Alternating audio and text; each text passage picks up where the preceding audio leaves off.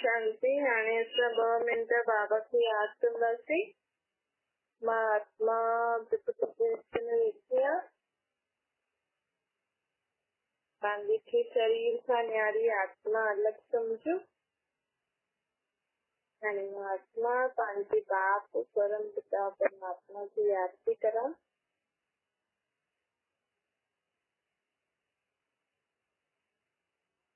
बाबा खे कोई भी मन जी ॻाल्हि ॿुधाइणी हुजे त ॿुधाए छॾो।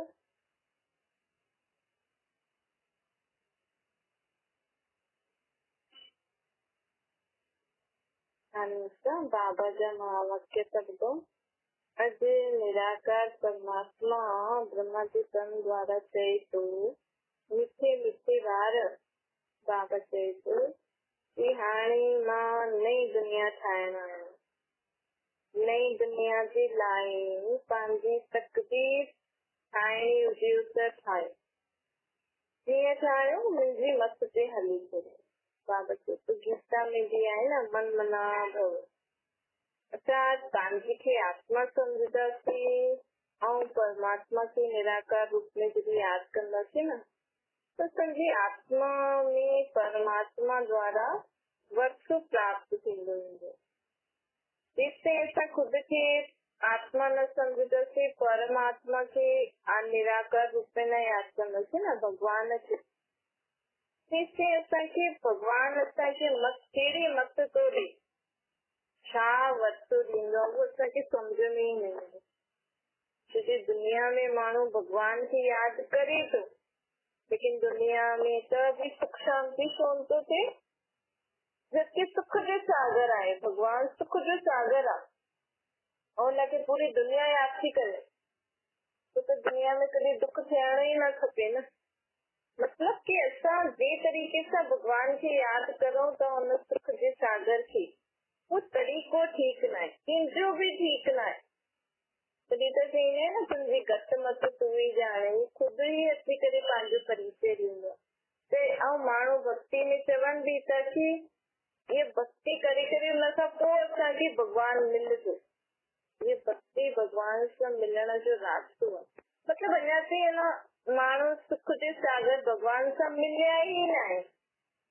अञा ताईं हुनखे ढूंढनि था, चईंदा बि आहिनि चारों तरफ़ लॻाया फेरा त बि तव्हां खां दूर रहियासीं। मतलब त असांखे सम्झणो खपे कि भक्ति माण्हू करे थो, भॻवान खे यादि करे थो, ये अलॻि अलॻि तरीक़ा आहिनि भॻवान सां मिलण जा। मतलब कॾहिं असांखे मिलंदो त भॻवान हाणे स्वयं अची करे ख़ुदि जो पहचान ॾेई करे असां सां मिले थो। त हाणे असांखे छा करिणो? परमात्मा असांखे अची करे चए थो कि मां तव्हां सभिनि सां मिलण आयो आहियां, तव्हां मूंखे सॾु पिया करो, मुंहिंजी भक्ति पिया करो, अलॻि अलॻि तरीक़नि सां तव्हां मूंखे यादि कयो, सॾु कयो, लेकिन हाणे मां तव्हांखे सही तरीक़ो ॿुधाइण आयो आहियां कि मूंसां मिलणो अथव त पहिरियों ख़ुदि खे देह खां न्यारी आत्मा सम्झो कि मां निराकार आत्मा हिन प्रकृति जे विच में वेठी आहियां। मुंहिंजो बाप निराकार परमात्मा आहे, देहधारी न आहे। मां बि हिन देह जो आधार थी वठां न, मां देह थोरी आहियां, मां त आत्मा आहे। ये देह अर्थात शरीर अलॻि आहे। उहो ई असां आत्माउनि जो बि परमात्मा जेके असां भॻवान ईश्वर अल्लाह जे नाम सां यादि था करूं, उहो बि अलॻि परम धाम में रहण वारो, हुनजो कोई देहिक आकार न आहे। तॾहिं हिकु निराकार जे चिन्ह खे, निराकार रूप खे सभु धर्म वारा सभु मञंदा आहिनि। छोजे असांजो बाप निराकार आहे, आत्मा ई निराकार। त हाणे भॻवान सां मिलण आयो आहे, चए थो कि हाणे मूंसां मिलणो अथव त पहिरियों ख़ुदि खे आत्मा सम्झो, मूंखे निराकार रूप में यादि करो त मां तव्हां सां मिली सघंदो। जेको हाणे माण्हू करे थो भक्ति मिलण जा अलॻि अलॻि रास्ता, त हाणे त तव्हांखे परिचय मिली वियो न। त हाणे परिचय मिली वियो, भक्ति कई, ढूंढूं पिया। हाणे भॻवान अची करे चए थो त कम से कम हाणे त असांखे हुन रूप में यादि करणु खपे न। हाणे त हेॾे होॾे न भटकणो खपे न। बाबा चए थो हाणे मां तव्हांजे लाइ तिरी ते, हथेली ते स्वर्ग जी सौगात खणी आहियां। भई तव्हां मूंखे हेॾे समय खां सॾु पिया करो भक्ति मार्ग में, मुंहिंजे लाइ हेॾी तव्हां प्रार्थना कई कि कि भगवान अच सुख मिले एॾी सारी पुकारियूं पिया करो, ॾिसां था पंहिंजे जीवन जे लाइ एॾी सारी प्रार्थनायूं कयूं, सभु मनोकामना पूरी करण लाइ मां आयो आहियां तव्हां सां मिलण। ऐं जॾहिं कंहिंखे ॾाढे समय खां सॾु कंदा आहियूं, मिलण ईंदो आहे त भई सौगात खणी ईंदो आहे न, त हाणे असांजे लाइ बाबा कहिड़ी सौगात खणी आयो आहे? स्वर्ग जी सौगात। बाबा चए थो मां तव्हांजी तकदीर ऊंची ठाहिण आयो आहियां। हिन समय सभिनि जी तकदीर खे लकीर लॻी वई आहे न, छो जे ख़ुदि जी तकदीर खे लकीर ख़ुदि ई लॻाई अथई, छो जे विकारनि ते वसी करे कर्म था करनि। हाणे बाबा चए थो मां तव्हांजी तकदीर ऊंची ठाहिण आयो आहियां, लेकिन हुनजे लाइ पहिरियों तव्हांखे विकार छॾणा पवंदा ऐं मूंखे यथार्थ सही तरीक़े सां यादि करणो पवंदो। बाबा चए थो ॾिसो गीता में बि लिखल आहे न, मन मना भव। इन ई संस्कृत शब्द आहे, हिन जो अर्थ आहे पंहिंजे खे आत्मा सम्झो, मूंखे निराकार रूप में यादि कयो। त जॾहिं असां हिन अर्थ सहित सम्झी करे भॻवान खे यादि कंदासीं त उहो असांजो बाप आहे न, भॻवान असांजो बाप आहे, त उहो बाप छा ॾींदो आहे? वरसो ॾींदो आहे। हथेली ते स्वर्ग खणी आयो आहे, मतिलब असांखे स्वर्ग में वठी वञण लाइ आयो आहे। हुन दुनिया में असां उन दुनिया जो असांखे वरसो ॾियण आयो आहे। त बाप चए थो कि हाणे मूंखां जेतिरो वर्ष वठिणो अथव वठो, मां पतित पावन सतती दाता असां सभिनि आत्माउनि जो बाप आहे। असां चईंदा बि आहियूं न भॻवान सर्व जी सदगति करण वारो। सर्व जी सदगति कॾहिं थींदी? द्वापर युग में त सभी आत्मायूं हेठि ईंदियूं न, कलयुग अंत में हिन समय विश्व में ॾाढी सारियूं आत्मायूं आहिनि, त भॻवान हिन समय ही कलयुग अंत में ही ईंदो आहे, भॻवान खे सर्व जी सदगति करणी हूंदी आहे। हाणे बाप थी करे सभिनि जी सदगति करण आयो आहे, सभिनि खे पावन ठाहिण आयो। बाबा जी जो सतगुरु ई सत मंत्र ॾियण वारो आहे न। मां हाणे तव्हांखे सचो सर्व गुरुअनि जो बि गुरु, सचो सतगुरु तव्हांखे महामंत्र थो ॾियां। कहिड़ो अॼु बाबा असांखे महामंत्र थो ॾे? मन मना भव। हिनखे जपणो न आहे, हिन नाम जी मालायूं बि न जपणी आहिनि, हिनजे अर्थ सहित टिकणो आहे कि मन मना भव अर्थात पंहिंजे खे आत्मा सम्झो, परमात्मा खे निराकार रूप में यादि करियो, सदा पाण सां गॾु हुनजे साथ बि रहो, साथी बि ठाहियो, हर कर्म हुन सां गॾु करियो। जीअं छातो हूंदो आहे न, भई छातो मथे असांजे मथे छातो आहे त पकिड़े रखियो आहे, त पाणी न वहंदो, त धूप न वेंदी, बुद्धि सां पकड़ो। बुद्धि में सदा यादि रखो कि मूंसां गॾु परमात्मा आहे, मन में हुनजी यादि ऐं बुद्धि में हुन निराकार रूप खे सदा पकड़े रखो। हिनजी छत्र छाया जे हेठां मां हलां थी मूंसां गॾु, त असांखे असां आत्मायूं पावन थींदा वेंदासीं, सम्झो सदगति थींदी वेंदी। ऐं बाबा हर कर्म कंदे असांजो मददगार थींदो। कोई बि ॻाल्हि अचणी हूंदी त छत्र छाया जे हेठां वेंदासीं न, त सेफ वेंदासीं।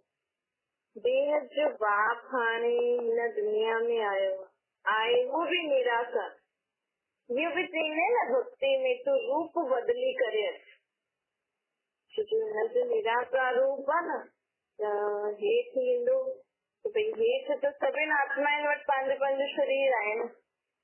इंसान मनुष्य आत्मा वटि मनुष्य जहिड़ो शरीर आहे, जीव आत्मा वटि जेका बि जीव जंतु जानवर आहिनि उन्हनि जी आत्मा जो उन्हनि वटि ओड़ो शरीर आहे। जॾहिं असां मनुष्य हुनखे सॾु था करूं तूं अच मथां खां हेठि, त इहे जेको माण्हू चईंदा आहिनि न कि भॻवानु कृष्ण जो अवतार वठंदो आहे ऐं अलाए कण कण में आहे, अलाए कहिड़ा कहिड़ा अवतार, हाथी जहिड़ा मुंहुं, गणेश जहिड़ा मुंहुं, अलाए कहिड़ा कहिड़ा अवतारनि जे रूप में माण्हू भॻवान खे यादि कंदो आहे न। हाणे कर सम्झो, बाबा चए थो तव्हां ख़ुदि ई सम्झो। अगरि तव्हांखे ॻाल्हि सम्झ में अची त तव्हां कॾहिं बि भॻवान खे कहिड़े बि रूप में, जीव जंतु जानवरनि जे रूप में यादि न कंदो, स्वीकार न कंदो। भई असां हुनखे सजदा करो न, तूं अच, मतलब वो हेठि त आहे न। हाणे मथां खां परमात्मा हेठि ईंदी तव्हां सां मिलण, त तव्हां कहिड़े रूप में हुनखे स्वीकार कंदो? मनुष्य जहिड़ो तन में ईंदो तॾहिं त असां हुनखे ॾिसी सघंदासीं, ॻाल्हाए सघंदासीं। आत्मा खे त ॾिसी न सघंदा आहियूं, लेकिन तव्हां बि महसूस करे सघंदा आहियो न। जी अगरि मनुष्य तन में ईंदो त ॻाल्हाईंदो त पतो त लॻंदो न हिन में परमात्मा आयो आहे, भॻवानु आयो आहे। अॼु कोई साधारण मनुष्य थोड़ी चई सघंदो आहे मां भॻवानु आहियां, मूंखे निराकार रूप में यादि करो, कोई चई सघंदो आहे? अॼु दुनिया में भले माण्हू चवनि था असां भॻवान जो रूप आहियूं, लेकिन कॾहिं बि कोई ईअं न चई सघंदो कि मां भॻवान जो रूप आहियां, त ख़ुदि खे आत्मा सम्झो, मूंखे निराकार रूप में यादि करो। ये शब्द कोई भी न चई सघंदो सिवाय परमात्मा। तो जॾहिं परमात्मा मनुष्य जे तन में अची करे असांखे ईअं चईंदो न, त साम्हूं वारे माण्हू खे निश्चय थी वेंदो भई हीअ त हीअं त केरु चईंदो, हीअ त भॻवानु ई चई सघंदो आहे न, जंहिंजो ख़ुदि जो शरीर न आहे, ॿिए जे शरीर में आहे। अगरि माण्हू चवनि कि माण्हू भॻवानु कच्छ मच्छ अवतार खणी वठी ईंदो आहे, अगरि कच्छ मच्छ में अचे, मतलब मगरमच्छ जहिड़ा अहिड़ा जीव जंतु जानवर जेका बि हूंदा आहिनि, जे बि अवतार में माण्हू चईंदा आहिनि, अगरि हुन अवतार में अचे त तव्हां हुन सां ॻाल्हाए बि न सघंदा, तव्हां हुनजी भाषा बि न सम्झी सघंदा। माण्हू त छिपकली खां बि ॾिजे थो।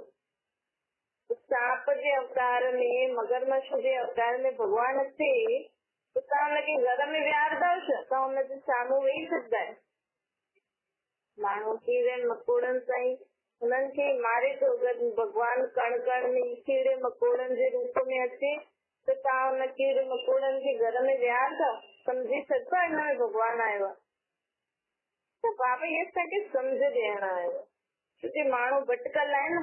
माण्हू चवनि त छिपकली वेठी आहे त लक्ष्मी आहे घर में, दिवाली दीदी छिपकली ॾेखारे मिली त लक्ष्मी देवी असां सभु प्रसन्न थी वई। मतलब कई कई माण्हू मञदा आहिनि। सांप ॾिसंदा आहिनि त चईंदा आहिनि अरे शिव बाबा शंकर अची, शंकर से सब प्रसन्न, शंकर भॻवानु अची। शिवलिंग जे अॻियां सांप रखंदा आहिनि, सांप ॾिठो त ख़ुशि थी वेंदो। बंदर जहिड़ो अवतार, बंदर अची अरे हनुमान अची सिंधी घर में। त अहिड़ा अहिड़ा माण्हुनि जो इहे सभु माण्हू भटकिया आहिनि, इहे भटकण ई थो थियो। माण्हू चए त थो, लेकिन घर में सांप विहारे रखंदव छा? बारिश जे समय सांप निकिरंदा आहिनि, गर्मी में छिपकली निकिरंदा आहिनि, माण्हू केॾा परेशान थी वेंदा आहिनि। त बाबा चए थो इहे सभु बेसमझी जो कमु था करो न तव्हां। मूंखे बि छिपकलियुनि में, सांपनि में, मगरमच्छनि में, अलाए कंहिंमें कंहिंमें मूंखे बि ठोके रखे थो, कण कण में मूंखे ठोके रखे थो। जॾहिं तव्हांखे सांप नथो वणे, हुन सां ॾिजो था, त पोइ ईअं शिवलिंग जे अॻियां सांप रखी, शंकर जे गले में सांप, इहे सभु हुननि खे मुंहिंजो रूप छो था कयो? बाबा चए थो सम्झो हाणे ये जीव जंतु जानवरनि जी योनी अलॻि आहे। मनुष्य आत्मा मनुष्य त नहीं वठदी आहे, कोई जानवरनि जहिड़ो शरीर थोड़ी वठदी जानवरनि जहिड़ो। अॼु असां चऊं था कि अॼु असां सां जीअं मनुष्य आत्मा जो जंहिंजो हिसाब किताब हुनजे घर में मनुष्य त नहीं वठदी न। अगरि मनुष्य आत्मा योनिनि में वञे हा, कुत्ते बिल्ली वारो शरीर वठे हा, पोइ मनुष्यनि जी पॉपुलेशन घटि थी आहे न। अॼु चंद्र जे जन माण्हुनि जी पॉपुलेशन वधे थी, छो? छोकी मनुष्य आत्मा ई ॿियो शरीर वठी करे दुनिया में पार्ट थी वॼाइनि न। मनुष्य आत्मा मनुष्य जहिड़ो शरीर वठी करे पार्ट थी वॼाए। जेका अलॻि जीव जंतु जानवर आहिनि उहो पंहिंजी पंहिंजी योनी में शरीर वठी करे पार्ट वॼाइनि।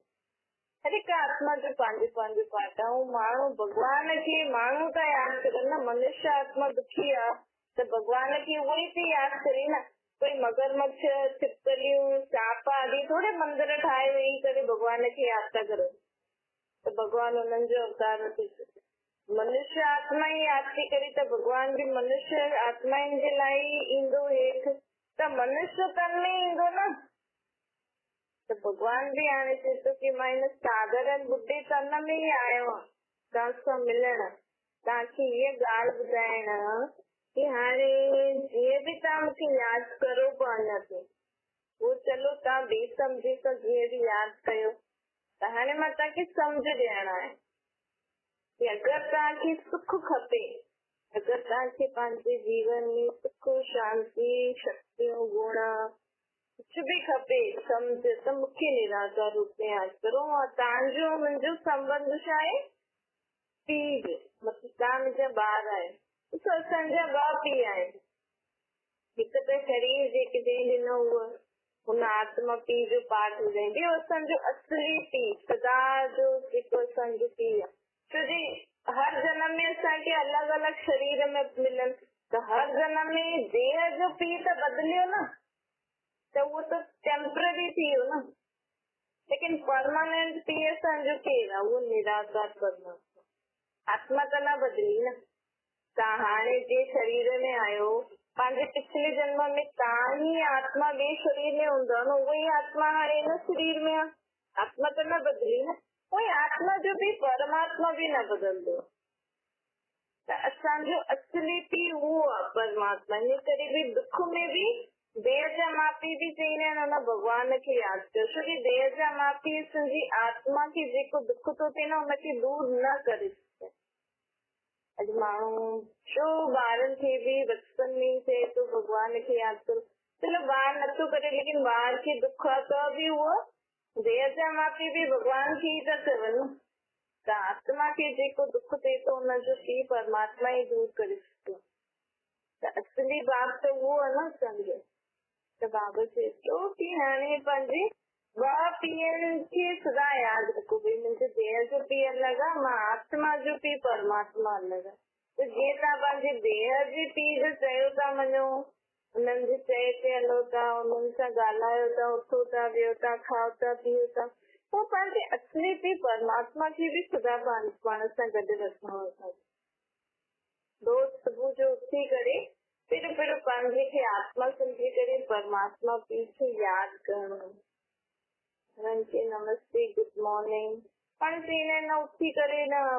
उथी करे छा थोरो सनानु पाणी करे साफ़ कपिड़ा करे पोइ पाठ पूजा कंदासीं, भॻवान खे यादि कंदासीं न। फिर उथी अखि खुलंदे ई पहिरियों बाबा खे, आत्मा जो पीउ परमात्मा, हुनखे असां प्यार सां बाबा चईंदा आहियूं। भई बाबा मतलब पीउ हूंदो आहे न। त जीअं चईंदा आहिनि न सुबुह जो उथो, जंहिंजो मुंहुं ॾिसो त उहो ओड़ो ॾींहुं निकिरंदो, जीअं सोचियो ओड़ो ॾींहुं निकिरंदो। सुबुह जो उथंदे असां पंहिंजे परमात्मा पीउ खे यादि कंदासीं, गुड मॉर्निंग नमस्ते कंदासीं, पंहिंजी आत्मा में हुनखां शक्तियूं भरंदासीं। सुबुह जो हुन सर्वशक्तिवान सुख जे सागर, शांति जे सागर, शक्तियुनि जे सागर खे यादि करे उथो था त तव्हांजो ॾींहुं त ज़रूर सुठो निकिरंदो न। ॾींहं में कोई बि ॻाल्हि अचणी हूंदी त सुबुह जो उहो तव्हां हिकु मिंट बि बिस्तर ते वेही करे यादि करो न, उहो हिकु मिंट में तव्हांजे अंदरि परमात्मा शक्ति भरे छॾींदो। छो जो पीउ आहे न असांजो, त हुनखे त पतो अथसि अॼु मुंहिंजी आत्मा जो इहो कहिड़ो कीअं ॾींहुं गुज़रणो आहे, त पहिरियों खां ई उहो शक्ति भरे छॾींदो। ऐं माण्हू सोचदा उथूं, सनानु करूं, फ्रेश थियूं, पाणी आदि पियूं, पूरो कई बार माण्हू नाश्ते करे पोइ बि कंदा आहिनि, या नाश्तो नथा करनि, बुख में ई पाठ था करनि भॻवान खे, त बि बुख त लॻे थी न। उहो बुख भॻवान में मन थोड़ी थो लॻे, उहो बुख में बसि जल्दी पाठ कयो हलो।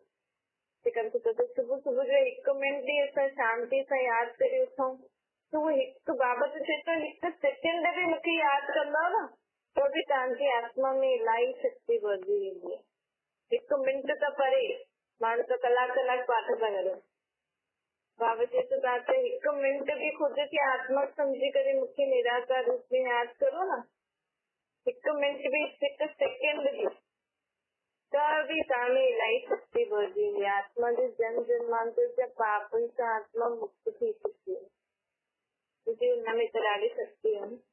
त भले तव्हां पोइ उथी करे सनानु पाणी करे पाठ आदि करो, भक्ति आदि या जो बि तव्हां कंदा आहियो, लेकिन फिर भी सुबुह जो अभ्यास जरूर। हिकु सुबुह जो, हिकु राति जो बि बिना बाबा खे ॻाल्हियूं ॿुधाए न सुम्हिजे। एॾे वॾे माण्हू फोननि ते हिक ॿिए सां ॻाल्हाए करे सुम्हे थो, त उहे टेंशन उन्हनि आत्माउनि में बि थोरी टेंशन आहे। असांजो असली पीउ त उहो ई असांखे शक्ति ॾेई सघंदो आहे। माण्हू खे बि तव्हां फोन करे ॿुधाईंदव मूंसां ईअं थियो, हा उहो बि ॿुधायो भले ॿुधायो, लेकिन माण्हू बि छा कंदा, तव्हांजे लाइ अरदास कराईंदा, तव्हांजे लाइ भॻवान खे दुआ कंदा, पाठ कंदा, सुखमनी कंदा, मालायूं जपंदा। तंहिंखां सुठो तव्हां ख़ुदि ई पंहिंजे पीउ खे ॿुधायो न, ॿिए जे थ्रू छो था वञो। माण्हू चए थो असां ईअं थियो, फलानी देवी खे ॿुधाईंदा, फलानी गुरू खे ॿुधाईंदा, साईं खे ॿुधाईंदा। अरे ख़ुदि खे आत्मा सम्झो, परमात्मा तव्हांजो पीउ उहो आहे न, उहो साईं बि त तव्हांजो भॻवान खे यादि करे तव्हांजी प्रॉब्लम दूर कंदो न। उहो त तव्हां घर वेठे ई करे सघंदा आहियो, छो साईं खे परेशान था करो, छो एॾा सारा गुरू देवनि जे पाण परेशान थो करे, छो कि निश्चय न आहे न, हिन करे एॾे ओॾे भटकनि था। त उहो बि त हिसाब करे थो न। अॼु माण्हू गुरू करे वेठा आहिनि, साईं करे वेठा आहिनि, सोचनि था असांजो गुरू ई असांजी मदद कंदो, उहो बि तव्हांजो हिसाब थो थिए, पोइ तव्हांखे बि चुप्तो करणो पवंदो। त हाणे असां अहिड़ो आत्माउनि सां हिसाब किताब ठाहियूं ई छो, जॾहिं असांजो पीउ आयो आहे, असां ई सॾु कयो आहे न हुनखे, चऊं था न तूं अच, त हाणे न ईंदो त कॾहिं ईंदो। हाणे ई समय आहे जॾहिं माण्हू दुखी थिया आहिनि, कोई कंहिंजी मदद नथो करे सघे। अॼु माण्हू गुरूअनि साईं ते विश्वास रखी वेठो, हुनजो शरीर ठीकु न आहे त उहो गुरू बि कीअं यादि कंदो भॻवान खे, तव्हांजी परेशानी थी, तव्हां दुखी, त हाणे खां ई अभ्यास विझो न। हाणे त उहो चए थो हाणे खां ई अभ्यास विझो, भई मां आत्मा आहियां, मुंहिंजो बाप परमात्मा, जॾहिं परेशानी अचे हुन समय वेही रहो 2-3 मिंट, तव्हां कलाक फोन में था ॿुधायो, हेॾे होॾे परे वञी करे माण्हुनि खे था ॿुधायो, घर में ई 2-3 मिंट 5 मिंट कढी करे परमात्मा खे मन जी ॻाल्हि ॿुधायो, विश्वास रखो, निश्चय रखो, तो मुंहिंजो पीउ आहे, ज़रूर मुंहिंजी मदद ज़रूर कंदो, ज़रूर मुंहिंजी ॻाल्हि ॿुधे थो, छोकी परमात्मा खे शरीर न आहे न।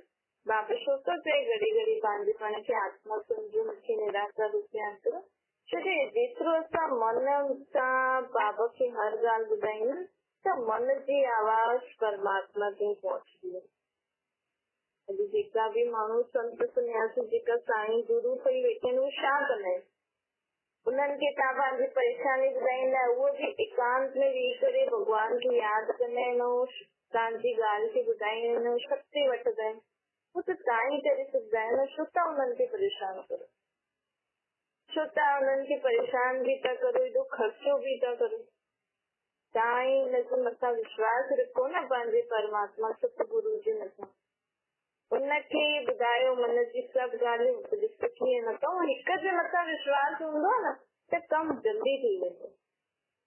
माण्हू हेॾे होॾे भटके थो न, कोई बि तकलीफ़ हूंदी आहे न, दुख बि जास्ती थी वियो आहे, माण्हू मुंहिंजी वेंदा आहिनि, पोइ कोई छा चईंदो, लेकिन हिक जे मथां अॼु ॿार आहे, अगरि ॿार पंहिंजी माउ पीउ खे बि परेशानी ॿुधाए, टीचर खे बि, फ्रेंड्स खे बि, संबंधियुनि खे बि, मूंसां ईअं थियो, मुंहिंजी मदद करो, त मुंहिंजी वेंदो न, कोई हुनखे छा चईंदो, कोई छा चईंदो।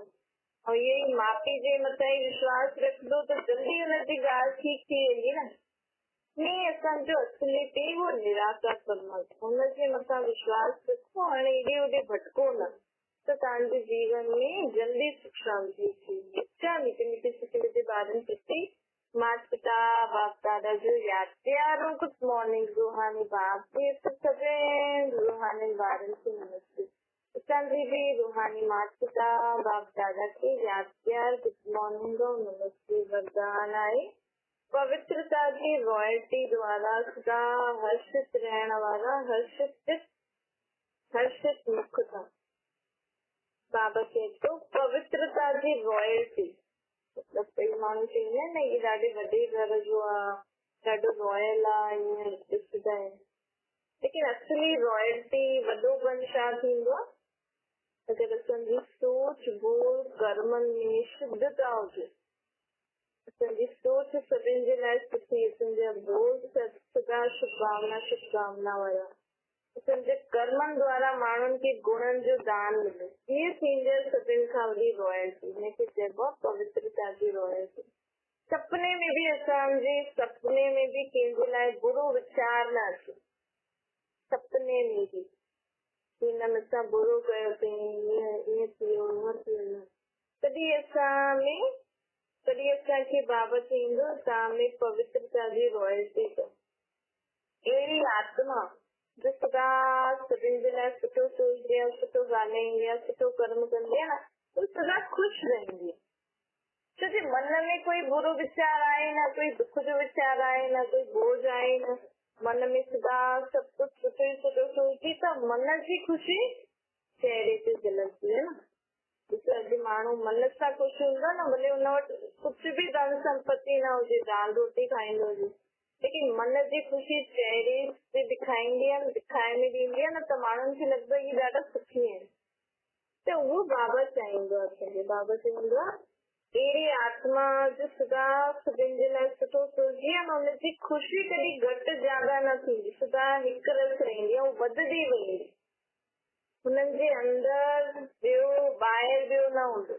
कई माण्हू चईंदा आहिनि अरे अंदरि जो कुझु आहे, ॿाहिरां ईअं थो ॻाल्हाए, लेकिन अंदरि जो कुझु कारो थो लॻे। अंदरां जो कारो मतिलबु अंदरि बुरो वीचार आहे। मुख सां भले ई तव्हां माण्हुनि खे चओ अरे बेटा बेटी हूअं, लेकिन अगरि तव्हांजो वीचार हुनजे लाइ बुरा हूंदा न, त उहो आवाज़ सां ई पतो लॻी वेंदो माण्हू, तव्हांजे चहिरे सां ई पतो लॻी वेंदो। इहे सिर्फ़ु ॿाहिरां खां मिठो ॻाल्हाईंदो। त बाबा चए थो ईअं न थियणो आहे, पंहिंजी सोच सदा सुठी हुजणी खपे। पंहिंजी दृष्टि, सोच जो असर ई असांजी दृष्टि बोध कर्मनि ते पवंदो। अगरि असां सोचूं की भई कंहिंखे त पतो लॻे मां अंदरि छा सोचां थी, लेकिन सम्झण वारो माण्हू सम्झी वेंदो। त बाबा चए थो हाणे ईअं न थियणो, अंदरां ॿाहिरि साफ़ वरिता, जो सदा शुद्ध सोचो त ई शुद्ध बोध, त ई शुद्ध कर्म। इन जो फल स्वरूप असांखे छा मिलंदो? ख़ुशी। सदा असांजो मुख हर्षित रहंदो, चित्त सदा हर्षित रहंदो। त अगरि तव्हां ख़ुशि रहणु चाहींदा आहियो न, त अॼु खां वठी सभिनि जे लाइ सुठो सोचो। बसि स्लोगन आहे संसार में सर्वश्रेष्ठ बल पवित्रता जो बल आहे। अॼु दुनिया में दुख छो आहे, घर घर में दुख छो आहे? ये अपवित्रता जे करे। अपवित्रता सिर्फ काम विकार न थींदो, अपवित्रता में तव्हांजी सोच बोध कर्म सभु अपवित्रता आहे। ये माण्हू लैट्रिन में वञनि था न, स्नान नथा करनि, इहे बि अपवित्रता आहे। ॾिस लैट्रिन में वेंदा, उहे ई गंदगी साफ़ करे ईंदा, उहे ई छीटा शरीर ते कपिड़नि ते लॻंदा, बसि हथ धोईंदा आहिनि, हा भई पोइ रोटी आदि खाइनि, खाइनि पीअनि, ये अपवित्रता आहे। तो बाबा चए थो छो जे गंद था साफ़ करनि न, भई अगरि कोई माण्हू लैट्रिन साफ़ कंदो हुजे त हुननि सां माण्हू परे भॼंदो आहे न लैटरनि सां, ऐं तव्हां त पंहिंजी गंद खे ख़ुदि साफ़ था करे छो। भले अगरि तव्हांजी तबियत हीअं रहे थी, शरीर ठीकु न आहे, त भले सुबुह सुबुह जो कपिड़े गीले कपिड़े सां पोचो, अगरि फ्रेश नथा थियो, लेकिन जिस समय फ्रेश थियो न, हुन समय स्नान ज़रूर करो। कोशिश करो, अगरि असां कोशिश कंदासीं न त आपे ई असांजी आदत थी वेंदी। अगरि तव्हां बार बार स्नान नथा करे सघो त इहे करो की हा मूंखे जॾहिं मां फ्रेश थींदमि तॾहिं स्नान करे। त इहा अपवित्रता, इहा बि अपवित्रता। त हिन सां बि ऐं हिन सां ॾाढो फ़ाइदो थींदो असांजे वीचारनि में। अच्छा, ओम शांति।